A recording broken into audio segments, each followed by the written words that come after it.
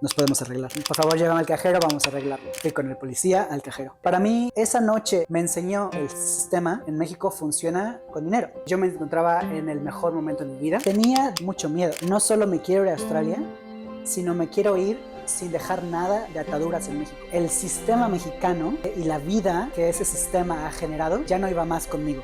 Yo quiero vivir en un lugar donde el sistema sea distinto.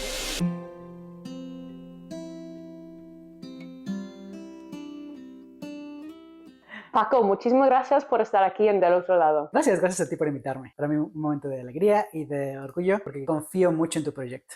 Gracias.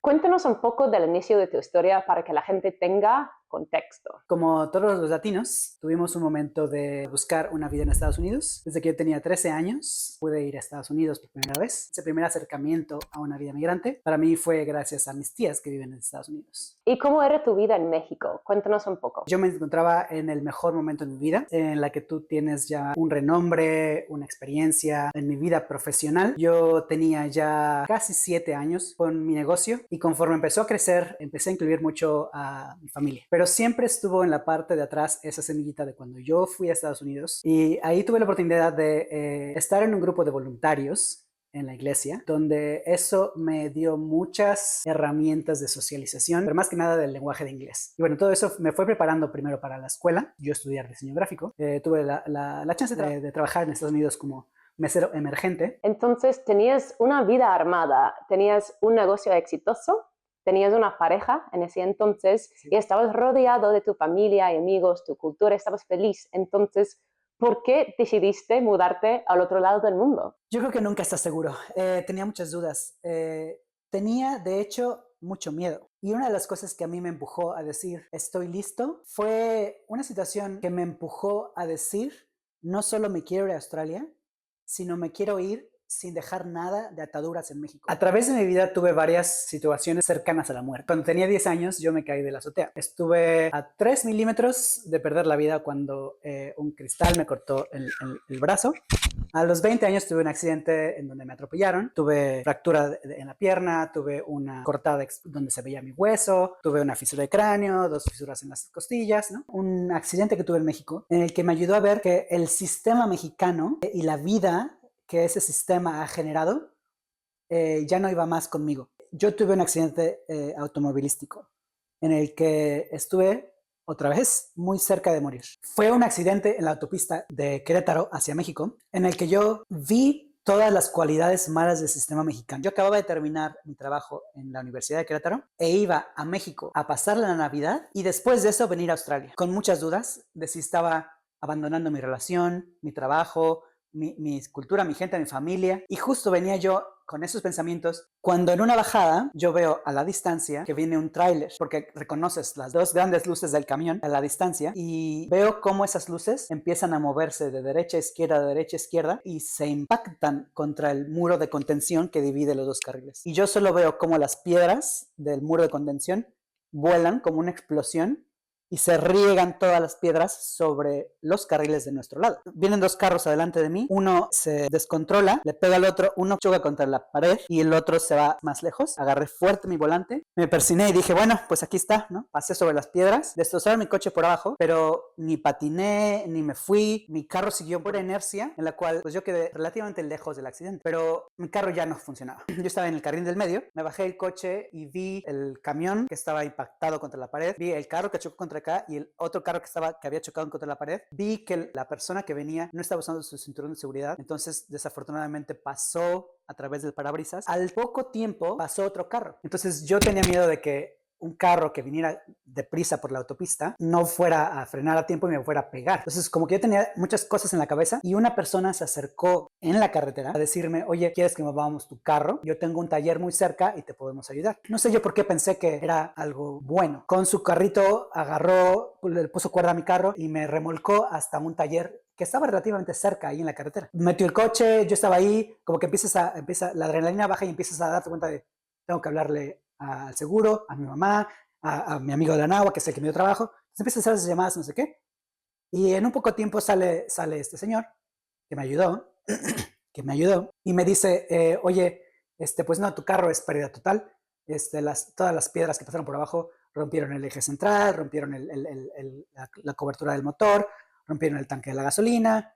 Dice, tu carro está irrecuperable, ¿no? Y me dijo, entonces, bueno, por tratar de arreglarlo, son 3,000 pesos. Y yo le dije, bueno, o sea, pero es que tratar de arreglar ¿qué? O sea, no arreglaste nada y dijiste que me ibas a ayudar, o sea, no me dijiste que iba a hacer un trabajo o algo, ¿no? Y me dices, no me vas a pagar. Y le digo, o sea, pues es que no te pedí que hicieras un trabajo, ¿no? Se metió y al rato sale con otras 6 personas. Y entonces yo dije, ya conozco cómo se arreglan esas cosas, y dije, bueno, no tengo dinero. Me llevó con sus amigos al cajero, sacamos dinero, contentos con el pago, se fueron y me dejaron ahí en la carretera. Y después llegó la aseguradora, porque ya le había hablado de la aseguradora, y el de la aseguradora me regañó por haber movido el carro. Ahora ya no podía levantar el accidente porque ya no estaba en la misma ubicación, yo lo moví, fue mi responsabilidad, ¿no? Entonces me dijo, bueno, no te preocupes, lo podemos arreglar, yo puedo hacer un reporte diciendo que tú estabas allá, que no has movido el carro, pero eso te va a costar. Y entonces, bueno, por favor, llévame al cajero, vamos a arreglarlo, ¿no? Conforme estamos arreglando todo lo demás, él hizo su reporte y todo, pero llegó la policía estatal y nos dijo, oigan, este carro está aquí en la carretera, un accidente, no pueden estar aquí, lo vamos a tener que remolcar y nos vamos a tener que llevar su carro al corralón estatal de la policía, ¿no? Y yo estaba en el carro, adentro de ese lugar de la policía, con los perros y con todo así, con 28,000 carros descompuestos y un lugar horrible. Ya que nos llegaron ahí, dejaron mi carro, el policía habló conmigo, me dijo, oye, pues vas a estar aquí hasta la mañana siguiente, que ya puedas arreglar todo lo demás, pero pues si quieres salir antes, nos podemos arreglar, ¿no? Entonces le dije, bueno, pero no tengo dinero, por favor, llévame al cajero. Fui con el policía al cajero. Me dejaron salir de corralón, dejar el carro allí, y al día siguiente que tuvimos que ir a sacar el carro del corralón, cuando veníamos de camino, que pasamos por un estado de Querétaro, el Estado de México, nos paró la Policía Federal. Me dijeron, ustedes no pueden hacer el traslado de un estado a otro, policía, lo que sea, no sé qué, pero lo podemos dejar pasar si lo arreglamos, ¿no? Entonces le dije, por favor, llévame al cajero. Entonces, para mí, esa noche en específico me enseñó que desafortunadamente el sistema en México funciona con dinero. Y no es que las personas sean responsables, sino que simplemente el sistema está diseñado de esa forma. Y yo dije, yo quiero vivir en un lugar donde el sistema sea distinto, ¿no? Porque no es la cultura, no es amo mi lenguaje, amo mi patria, amo mi tierra, amo nuestra forma de ser, amo mi familia, amo mis amigos, amo mi historia, amo mis playas, amo mis colores, amo mi tradición, mi Día de Muertos, mi comida, mi cultura. Pero el sistema, quiero vivir en un sistema distinto. Y quiero intentarlo. Quiero ver si puedo llevar mi cultura, mis colores, mi tradición, conocer unas playas nuevas, conocer unos lugares distintos, conocer a más gente que abrazar, a más gente con quien bailar. Quiero aprender un lenguaje nuevo, ¿no? Sin dejar de valorar las cosas de mi propio lenguaje, pero el sistema, quiero intentar un sistema diferente, ¿no? Cuando fui a Estados Unidos, el ver la calidad de vida de mis primos, de mis tías, cómo funcionaba en ese entonces en Estados Unidos, la vida, la economía. Habiendo vivido eso, yo siempre tuve esa experiencia de, bueno, ¿qué pasa si yo voy hacia afuera, ¿no? Mi primer acercamiento a la vida profesional en inglés fue mi papá. A mi papá yo le debo el que él nos presionara y nos dijera todo el tiempo, prepárense para buscar una carrera fuera de México. Yo recuerdo que a los 13 años, él se fue a una conferencia y regresó y me trajo un libro de HTML y me dijo, el internet va a ser el futuro de las generaciones, ¿no? Pero obviamente era un libro en inglés. Entonces yo tenía que tener a los 13 años un nivel de inglés suficiente para entender un libro de HTML, que era programación, un lenguaje nuevo. Y bueno, ¿no? Y entonces mi primera página de internet yo la hice a los 13 años. Obviamente siempre tuve esa cosquilla de decir, yo quiero vivir o intentar no solo el viaje, sino una vida profesional en inglés. Entonces yo llegué a un momento en el que me di cuenta de que al terminar el año me iba a quedar sin ninguno de las 7 personas que trabajaban conmigo. Y entonces, bueno, dije, este es uno de esos momentos que la vida te manda para decidir si tú te reinventas aquí o te reinventas en otro lugar. Perfecto, entonces decidiste que quisiste venir a Australia y terminas sacando un crédito en México, ¿verdad? Sí, justo. Pues entonces, decidiendo esto, conseguí el trabajo para tener el dinero, pero no era suficiente. Entonces, busqué un agente migratorio. Destino Australia es la compañía que me ayudó en ese entonces. Y ellos me ayudaron a identificar las escuelas en donde yo podría hacer una maestría. Como yo no tenía la certeza de si me iba a querer quedar en Australia, entonces dije, voy a estudiar algo que por lo menos me guste. Yo mandé 8 cartas de interés para empezar a estudiar una maestría en Australia. Y tú en México no puedes aplicar un crédito educativo hasta que no te aceptaron en la universidad. Pues pasó un año y no me aceptaron en ninguna universidad. Entonces yo me fui a Europa sin haber sido aceptado y con todos mis ahorros que hice en un año con ese deal. Yo dejé de trabajar con ellos, me despedí y dije, bueno, pues si las cosas no se dieron, es porque no se tenían que dar. 45 días me la pasé increíble. Fui a todos los museos que yo quise, a todos los lugares que yo quise, los boletos que quise. Me fui en tren, en avión, en 45 días yo solo en Europa. Y obviamente tocando base con mis hermanos. Encontré a Ana en Londres, estaba Mike en Polonia, ¿no? Amigos que yo tenía en España. Y obviamente después llegó la boda y bueno, pues compré mi boleto de regreso a México porque yo no tenía un destino, ¿no? Llegué a México el 22 de junio. El 23 de junio me llegó la carta de aceptación de UTS. La única, de las 8 que mandé, la única. Qué fuerte. Pero para ese entonces yo ya me había gastado todo mi dinero en Europa. Y las universidades, cuando no te aceptan, ¿recibes cualquier tipo de comunicación? No recibes nada. Cero. No recibí ningún reject, nada. Bueno, me llegó esa carta y leyendo las reglas me di cuenta de que puedes diferir esa entrada hasta un año. Ellos te conservan o te mantienen esa oferta hasta durante un año.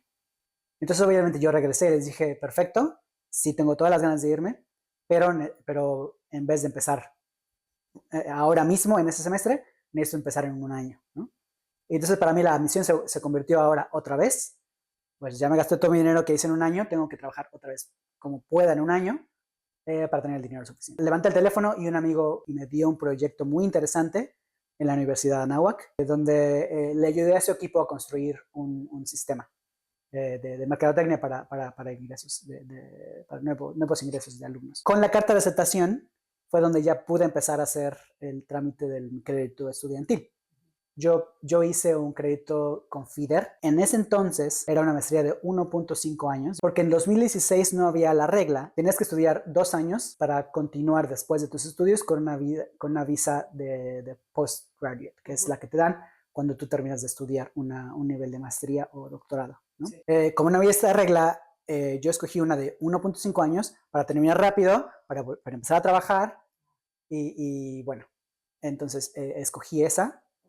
Que es mucho menos cara porque obviamente pagas un semestre menos, ¿no? A mí de entrada, yo no sé si por mis calificaciones o por cualquier cosa, sin aplicar a ella me dieron una beca de 25% que le dan a personas de Latinoamérica en esta universidad, la UTS. Y otro punto importante, que cuando tú sacaste ese crédito en México, ¿es verdad que tenía una tasa anual de 26%? Correcto. El crédito educativo es un crédito de 1% anual. Pero justo como la NAWAC y el crédito educativo no eran suficientes, yo tuve que pedir un crédito adicional. Ajá. Y este fue el que yo fui al banco principal en México, ¿no? Los bancos de México están muy acostumbrados a dar créditos muy fácil porque sus tasas son altísimas. Entonces, yo fui a esto casi al final, ya cuando tenía asegurado el crédito estudiantil, cuando ya había trabajado en un año en la NAWAC, que ya tenía suficiente dinero, ya literal iba yo con la cabeza preparada en voy a ir a todos los bancos a ver cuál me da, ¿no? Y pues resulta que el primero que fue mi banco, y como era mi banco donde tenía mi empresa y todo lo demás, tenía yo buen historial, y en 5 minutos me dieron el crédito. Wow. A mí yo tuve, o sea, con la NAWAC pude juntar como el dinero suficiente para tener esos 200,000 que te piden. Después, el crédito que yo pedí de FIDER educativo fueron otros 250,000, pero me hacían falta, para pagar la UTS, que son $45,000, pues me hacían falta todavía otros 250,000 pesos, ¿no? Entonces tuve que ir a Banamex y literal, fui en estos 250,000 pesos para esa razón. 5 minutos, estaba en mi cuenta, pero es riesgoso. Es muy riesgoso porque la tasa era del 26 o 27%, lo cual significa que si tú pagas el mínimo, te vas a tardar 18 años en pagarlo y vas a terminar pagando alrededor de 900,000 pesos por esos 250,000. Wow. O sea, casi pagas, o sea, imagínate, si los redondeamos un poquito, pides $250,000 y pagas $1,000,000. Entonces eso te pone cierta presión, o sea, llegas, tienes toda esa deuda y te pones a estudiar en la universidad ¿Y cómo consigues tu primer trabajo? Yo siempre he sido una persona muy social. En México tenía un gran grupo de amigos, tenía una fundación. Mi familia es una familia muy grande. Yo tengo 27 primos del lado de mi familia, de mi papá, tengo 17 primos del lado de mi mamá. Y bueno, siempre hemos estado acostumbrados a estar en lugares sociales, ¿no? Aquí, mi primer trabajo en Australia fue de hecho por familia, que me recomendó en un lugar donde hacen seguros médicos. Y ellos necesitaban a alguien que trabajara los fines de semana. Entonces yo estuve trabajando de recepcionista. Como estudiante solo puedes trabajar medio tiempo. Entonces la gran ventaja es de que como solo trabajaba esos 2 días con ellos, yo tenía tiempo suficiente para seguir trabajando en el proyecto de la NAWA. Yo tuve la gran ventaja de que yo llegué a Australia con la oportunidad de poder seguir haciendo mi medio tiempo de trabajo de México. Entonces tenía los fines de semana que en Australia los pagan extra, casi hasta un triple, que fue un gran suerte haber encontrado un trabajo que solo fuera sábados y domingos, y el resto de mis horas las podía trabajar para Australia, perdón, para la NAWAC en México. La super ventaja de que yo llegué aquí en Australia con familia, y mi hermano, cuando yo llegué, él llevaba aquí ya casi 10 años, nos ha cuidado y nos ha puesto las herramientas que necesitamos para lograr migrar a Australia. No lo hubiéramos logrado sin él. Y otra cosa que quería hablar contigo es el cambio, ¿no? Que cuando tú sacas la deuda, el préstamo en pesos y luego pues cambia a dólares australianos, ¿qué pasó ahí? Cuando yo saqué esos 2 créditos para venir a Australia, la disparidad de peso contra dólar australiano estaba a 18. Pero después yo llegué a Australia y las cosas empezaron a irle muy bien a México. Empezaron a hacer peso mexicano se solidificara y creciera contra el dólar australiano. Entonces el dólar australiano bajó hasta $11,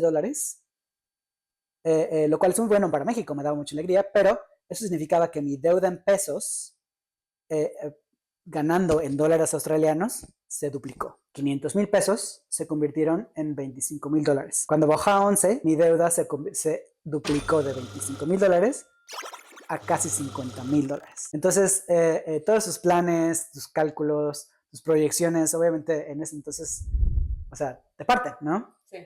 Pero bueno, o sea, es parte de lo que tienes de las cosas que tienes que ser muy elástico y adaptarte y decir, bueno, va a pasar. Entonces llegas a Australia, agarras trabajo como recepcionista, pero debería de darte un poco en el ego, ¿no? Porque tú en tu país ya eras experto, tenías tu negocio, eras un profesional respetado. Entonces, ¿cómo lidias con eso? En una de mis experiencias cercanas a la muerte, a mí me enseñó que muchas veces tienes que volver a aprender a caminar. Te tragas tu ego, ¿no? Yo tuve que estar un poquito en la silla de ruedas y después con las muletas, 6 operaciones y literal tuve una persona que me ayudó a mi rehabilitación y me enseñó a caminar otra vez. Es que a los 20 años tengas que volver a aprender a caminar. Me preparó para cuando yo llegando a Australia, tienes que volver a aprender a caminar profesionalmente. Te voy a contar una historia que como latino, yo creo que muchas personas se podrían sentir identificadas. Trabajando como recepcionista, yo llegué mi primer día sin tener como mucho contexto, mexicano, ¿cómo estás? ¿No? Y hay un comedor en la empresa. Había una persona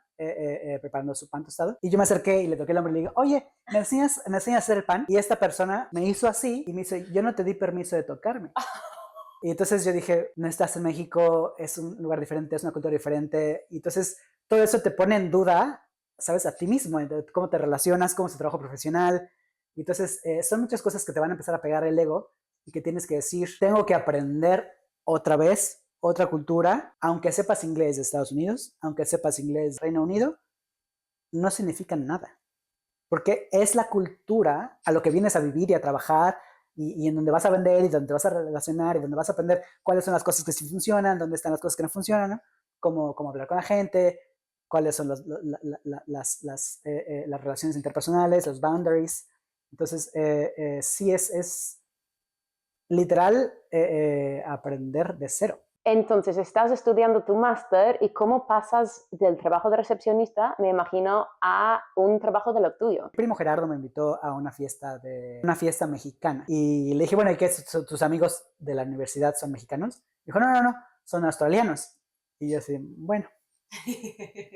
Entonces, obviamente, yo fui con el dueño de la casa que puso la fiesta y empezamos a platicar, ¿no? Le dije, oye, ¿cómo le hiciste? ¿Has ido a México? Dijo, no he ido a México, pero tengo este libro de recetas y yo tengo un negocio de catering, pero mi negocio principal es en una empresa de software. En base a eso empezamos a platicar y yo le dije, bueno, yo tenía mi agencia en México, Ahorita estoy trabajando para una universidad en México, pero aquí estoy trabajando como recepcionista, ¿no? Pero eventualmente mi tirada es buscar también trabajo de lo mismo, ¿no? Yo soy web developer, he hecho las páginas de quien tú gustes en México, ¿no? En un momento hice la página de BMW, hice la página de Danonino. Y me dijo, oye, me urge alguien que haga landing pages. ¿Tú podrías ayudarnos por fuera? Y dije, sí, perfecto, ¿no? Justo esos 4 meses es cuando necesito un montón de trabajo. Cambiamos teléfonos en esa fiesta y de ahí él me empezó a mandar un montón de trabajo. Que si los landing pages, que si la imagen corporativa, que si un video para esto, que si no sé qué. Y terminando febrero me dijo, oye, nos interesa mucho tu trabajo, sé que te vas a reducir tus horas, entonces nos gustaría que tus horas solo las trabajaras con nosotros. Y me ofrecieron suficiente dinero como para que yo pudiera ya terminar la relación con México, pudiera seguir pagando mi crédito y obviamente salirme del trabajo de recepcionista, ¿no? Pensábamos que iba a poder empezar a trabajar full time, no voy a poder porque no tengo el tiempo suficiente para aplicar la visa, entonces me esperas otros 6 meses o me das el sponsorship y entonces ya puedo trabajar contigo full time, ¿no? Y como justo tenemos un montón de proyectos bien pesados en el trabajo, me dijo, no, te necesito aquí full time y me dieron la sponsorship. Super. Lo cual también no es muy común en Australia. Terminando la escuela, me salté la visa 485 y de inmediato me dieron la primera sponsorship, que fue la 482, ¿no? Por 2 años porque mi proceso se complicó un poco. Normalmente ellos me iban a dar los 4 años, lo cual hubiera sido para mí perfecto, pero el tema es que cuando yo empecé a hacer todos mis procesos de aplicar para la visa, yo hice mi examen médico y ahí hubo un problema que detectaron que podía tener una enfermedad crónica. Como salió ese pequeño detalle de la enfermedad crónica, tuve que hacerme un montón de estudios y aunque no había al final del día un riesgo, cuando tú emigras a Australia, Australia tiene un sistema de salud muy eficaz en donde todo el mundo que vive en Australia es parte de, ¿no? Pero por lo mismo, a cualquiera que emigra, Australia tiene que hacer un cálculo de decir, nos va a costar más traerlo que lo que nos va a aportar a Australia. Entonces hay un cálculo importante que ellos hacen en donde dicen, lo que tú traigas tiene que ser más de lo que nosotros gastamos, ¿no? Como no tenía ese conocimiento, pues yo puse todo, ¿no? Así, mi accidente a los 10 años, a los 20 años, una enfermedad en el hígado, un accidente muy grave en México. Haciendo todos esos cálculos, una abogada me recomendó, ¿sabes qué? Como ya tu historial médico se ve muy complicado, tienes un montón de problemas, vamos a aplicar solo por 2 años. Eso va a hacer que tu historial médico no se vea tan agresivo, traernos espante de que tienes muchas cosas médicas que cuidar, en lo que arreglamos todo y demostramos que no es una enfermedad importante, que no tienes ningún padecimiento, que tus 28,000 accidentes no han sido por culpa de tu salud, sino por accidentes, bla, bla, bla. Vamos a aplicar por 2 años para hacerlo más sencillo. Y bueno, ¿no? La idea es que después de los 2 años aplicarías a 2 años más de sponsor, ¿verdad? Correcto. Antes de luego aplicar la visa permanente. En casos como este, un agente migratorio no es suficiente. Me refiero a esa abogada que es muy buena. Obviamente ella me empezó a ayudar a pasar todos los obstáculos de una visa 482, ¿no? Una de las cosas más complicadas de una visa especialista es la experiencia profesional. Hay diferentes organizaciones en Australia que te van a aprobar esa experiencia profesional dependiendo de cuál es tu carrera. En mi caso es la Australian Computation Society. En mi caso, como soy programador web, te piden ciertas carreras y todo más. Entonces tuvimos que presentar mi carrera de diseño gráfico y mi maestría de 1.5 años, que si hubiera sido de 2 hubiera dado más puntos, ¿no? Pero no era suficiente para probar que tengo los conocimientos, entonces yo tuve que comprobar 10 años de experiencia profesional. Suerte, con la primera vez que apliqué, tenías que tener cartas de recomendaciones de tus clientes. Conseguí 36 cartas distintas entre clientes, empleadores, porque eran 10 años de comprobar. Hacer que la gente escribiera esas cartas fue un lío y ya que las cartas llegaron había que traducirlas todas. Y para los que están en Australia sabemos que las traducciones tienen que ser traducciones certificadas por la gente que el gobierno te acepta, que es la NAT. ¿Cuánto te costó todo ese proceso de traducción? Esa primera vez las traducciones fueron casi $7,000 de traducir. Y esa primera vez la Asociación de Computación de Australia me lo aceptó todo muy bien. En una semana estaba lista. Y ahí, esa primera 482, yo estuve esperando en Bridging Visa casi un año, porque justo fue cuando empezó el COVID. En Australia todo se paró. Pero es verdad que cuando tienes un bridging visa en este cierto caso, mantienes los mismos derechos que tenías en el visado anterior. De estudiante, pero full time, porque al final del día no estoy estudiando, ¿no? Okay. Pero sí, justo, o sea, yo en esa primera espera era considerado como un estudiante, no como un sponsor todavía, ¿no? Después de 2 años, ya me la dieron, eventualmente cuando cerraron un poco las cosas, y después para los 2 años volvimos a renovar. pero aquí tuve yo un problema muy importante con la Sociedad de Computación de Australia, porque ahora cambiaron ellos las reglas. Ok. Y entonces, no te hace mucho sentido, pero ese es el tipo de cosas que como migrante debes decir, voy a aceptar que las cosas no tienen sentido, que simplemente es burocracia y tengo que pasar red tape y no hay forma de ignorarla, ¿no? Ellos dejaron de aceptar las cartas de recomendación. A pesar de que ellos me validaron hace 2 años, de que yo tenía todas las habilidades y que gracias a eso yo pude trabajar 3 años porque tuve que esperar 1 año a que me aceptaran la visa. Entonces ya tenía 3 años de experiencia en Australia, pero como mis estudios no son suficientes, tengo que seguir presentando 10 años de experiencia profesional. Esos 3 años de que tenía yo trabajando ya en mi empresa de Australia, que de todos modos buscar 7 años anteriores, pero ya no te aceptan las cartas de recomendación. Te piden recibos de nómina y cuentas bancarias. Como yo tuve mi empresa, yo no tenía recibos de nómina, yo no tenía... Entonces tuve que hablar con mi contador en México, porque él me tuvo que imprimir mis pagos de impuestos de la empresa. Esa segunda vez que aplicamos para la de Australia, lo metimos sin leer las instrucciones y nos la rechazaron. Y entonces fue cuando la abogada dijo, ¿qué pasó? Y entonces ahí leímos las instrucciones y fue cuando nos dimos cuenta de que teníamos que pasar esos papeles. Pues se complicó muchísimo, pero juntamos lo que pensamos que era un caso suficientemente fuerte, lo rechazaron. ¿Otra vez? Lo volvieron a rechazar. Solo tienes derecho a hacer una apelación. Que ya lo habéis hecho. Y ya lo había hecho. Entonces aquí es cuando tienes que meter una inferencia al tribunal. Pues la abogada tuvo que ir a pararse al tribunal y a decir, ya lo aceptaste, él lleva 3 años trabajando, estos son los skills, lo aprobado. Bueno, ya ella ahí tiene un caso muy sólido y pasó. Pero ¿cómo te sentiste en ese momento cuando te rechazaron por segunda vez? Muy frustrante. O sea, si ya te aceptaron tus habilidades y ahora tienes más experiencia regional, 3 años trabajando, o sea, dices, no tiene sentido. Es un sistema que está mal formado. Esos meses los vives en la miseria porque, o sea, todos sus días estás solo pensando en si me la rechazan, ¿qué voy a tener que hacer? Y tengo que salir de México, ¿sabes? O sea, es como esa cosa en tu cabeza. Todo es incertidumbre completa. Y me imagino que con todo ese proceso, los rechazos, que también vas sumando lo que estás gastando en ese visado. ¿Cuánto te costó ir al tribunal? La primera vez fue 500, el apil fue 500, para apelar al tribunal son 1750. La abogada me ayudó muchísimo con los precios. Si alguien necesita una buena abogada, háblenme. Hicimos la aplicación el 17 de abril. Cuando tú metes la aplicación, ellos automáticamente te dicen, recibimos la aplicación y te activan la Virgin Visa en automático.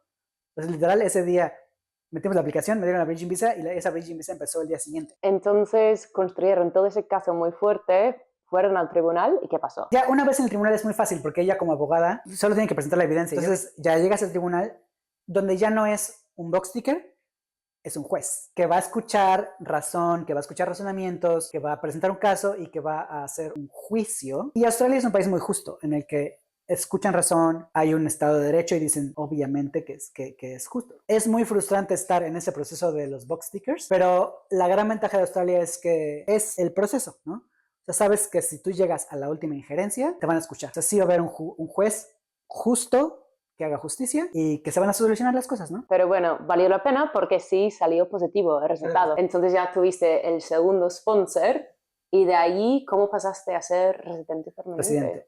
Pues bueno, también ahí le agradezco mucho a la empresa en la que estoy trabajando, que hemos estado en las subidas y las bajadas de la vida, porque la empresa también tuvo muchos problemas con el COVID. Después del COVID vino la recesión, hemos logrado navegar todo eso y yo he crecido de ser ese nivel técnico a estar ahora en un puesto gerencial. Tengo la gerencia de marketing y me dieron ellos la residencia. Ellos son mi sponsor para la residencia. Es el tercer visado que haces con ellos. Que es el tercer visado que hago con ellos. Exacto. Ese fue mucho más fácil en cuanto a los skills. Aquí, por ejemplo, la abogada me dijo, ya no voy a volver a lidiar con la Asociación de Australia. Estoy cansada. Y entonces lo que yo voy a hacer es voy a escribirle una carta directamente a Migración diciendo, Francisco ya pasó 2 veces los skills, no es necesario que le haga una tercera vez. Si aún así Migración considera necesario, los realizaremos en su momento. Entonces ya no tuvimos la preocupación de tener que hacerlos antes del deadline de la visa y después Migración aceptó, no tuve que hacerlos otra vez, ¿no? Y también por lo que estoy escuchando, porque tú venías con una idea, unos cálculos y por tantos cambios de las leyes con respecto a las visas, pues ya se te complicó, no estaba en tus planes. Entonces, lo que podemos decir es que tienes que esperar lo inesperado, ¿no? Tienes que estar preparado para adaptarte a la situación. Porque justo es una jungla en cuanto que no es donde hiciste tus habilidades de supervivencia. Como latino tienes unas habilidades de supervivencia muy distintas a las que necesitas en Australia. Y esas habilidades las tienes que hacer acá. Nosotros, por ejemplo, como latinos, estamos muy acostumbrados a que con dinero baila el perro, dice el dicho. Todos los problemas los quieres arreglar con dinero. Le pago aquí, le pago acá, y las cosas se arreglan y se aceleran. Aquí en Australia tienes que decir, las cosas funcionan sin tener que poner ese dinero extra, pero tienes que confiar en el proceso. Y aprecias porque cuando estás de este lado hay civilidad, hay muchos valores, hay mucha tranquilidad, hay mucha paz, hay prosperidad.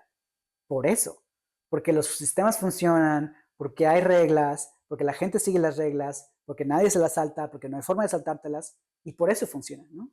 Y es el tipo de cosas que es lo que tienes que aprender.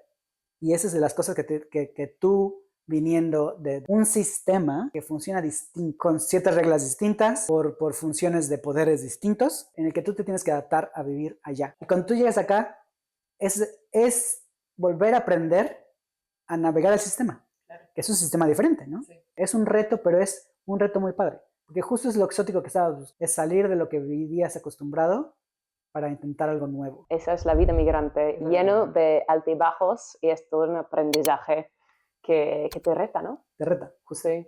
Bueno, Paco, muchísimas gracias por estar aquí hoy y por compartir tu historia con nosotros. Gracias a ti, me encanta y que siga tu canal. Me gusta Gracias. mucho. Del otro lado.